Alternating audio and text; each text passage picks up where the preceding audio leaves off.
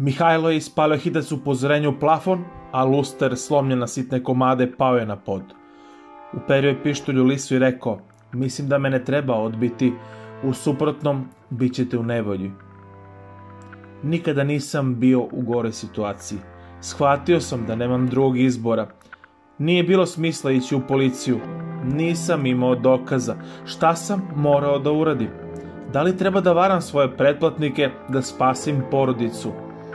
Da sam se složio, nikad neću živeti kao pre. Sve svoje preostale dane živio bih kao varalica, lažljivac, lopov. Imam jedan uslov. Odmah ćete nazvati i narediti momcima da puste moje prijatelje. Srećom, za minut Milan i Viktor su bili slobodni. I složio sam se. Rečeno mi je da ću sve detalje dobiti kasnije. Za sada bih mogao otići kući. Kako sam nestao 2 dana, bio sam siguran da su me moji roditelji brinuli kao ludi. Iako nisam otišao kući, bio sam nervozan i ljut istovremeno. Odlučio sam da posjetim ujaka. Uzgred, zahvaljujući njemu sam pobedio u trkama automobila. On je osoba koju mogu verovati, koja može dati dobre savete. Srećom, bio je kod kuće i bio je srećan što me je video. Prvi put u životu ponudio me da pijem pivo. Možda on nešto razumeo iz mog izraza lica. Počeli smo da pričamo o životu.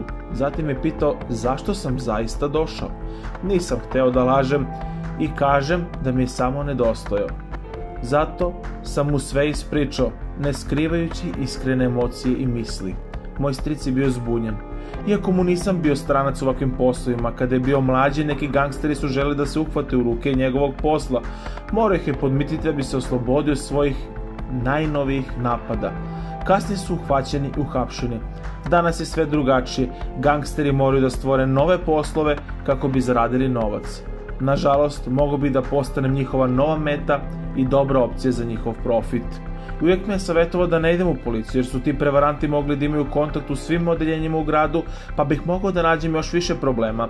Roditelji također ne bi trebali ništa da saznaju. Bolje da ćutite i radite sve što želite. U isto vreme, on će potajno pokušati da mi pomogne uz pomoć svojih prijatelja. Naravno, ulivao mi je malo nade, međutim donosam odluku da ja moram nešto da uradim. Pratit ću Mihajlov plan, ali oni će morati igrati po mojim pravilima.